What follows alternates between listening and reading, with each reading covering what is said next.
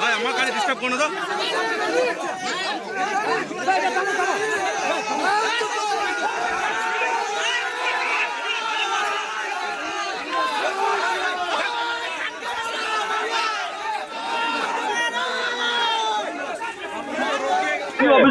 আজকে বিধানচন্দ্র মাঝি এই সিঙ্গি গ্রামে প্রচার করতেছে হাজার হাজার সংখ্যালঘু গুন্ডা জিহাদিদেরকে নিয়ে এসে আমাদের সিঙ্গি গ্রামে আমাদের বিজেপি ফ্ল্যাগ ফেস্টুন ব্যানার ছিঁড়ে এবং এখানে ডিজে গান লাগিয়ে খেলা হবে, গান লাগিয়ে এখানে আমাদের ছেলেদের উপর হামলা করে, আমাদের গ্রামের পাড়ার সাধারণ মানুষের উপর হামলা করে, সাধারণ মানুষও হামলা করে, যারা বিজেপি সমর্থক তাদের উপর হামলা করে, আমার কার্যকর্তা মঙ্গল মাঝিকে মেরে মাথা ফাটি দেয়।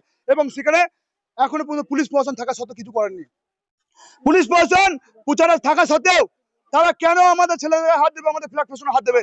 আমরা প্রশাসনকে বলেছি যদি গ্রেপ্তার না করে আমাদের ছেড়ে দেন। আমরা 2 ঘন্টার মধ্যে দেখে নিয়েছি। বিধান মাঝি, সঞ্জীব মুখার্জি, অঞ্চল সভাপতি দাঁড়িয়ে থেকে করেছে, খেলন শেখ, ফকির শেখ এবং village police Babulal Sheikh, village police দাঁড়িয়ে থেকে সব কাণ্ড শুরু করেছে।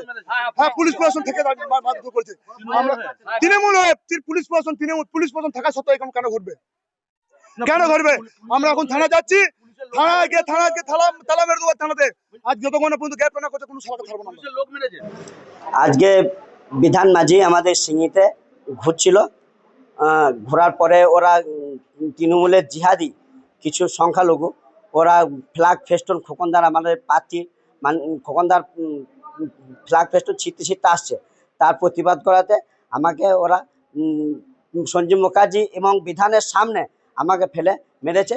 আমি নির্বাচন কমিশনারের কাছে আমার একান্ত অনুরোধ, আপনি এই ব্যাপার নিয়ে খুব তাড়াতাড়ি ইমিডিয়েটলি অ্যাকশন নিন এবং এটা না হলে আমাদের ভোট করানো বা ভোট দিতে আমরা পাবো না। সন্ত্রাস করার চেষ্টা করছে, এটার জন্য আমরা খুব ভীত সন্তুষ্ট আছে এবং আমাকে মেরে মাথা ফাটিয়ে দিয়েছে, আমাকে বেধড়কভাবে মারধর করা হয়েছে। আমি এখন উঠতে পারছি না এখন অব্দি। হ্যাঁ চিনি আমি,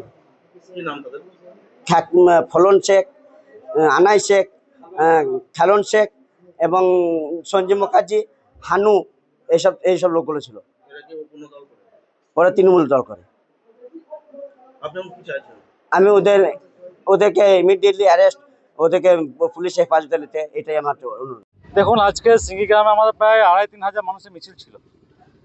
আমার চোখে সেরকম কিছু পড়েনি, ওরা হয়তো ভয় পেয়ে মিথ্যা অভিযোগ করছে, আমার জানা নেই সেরকম কিছু।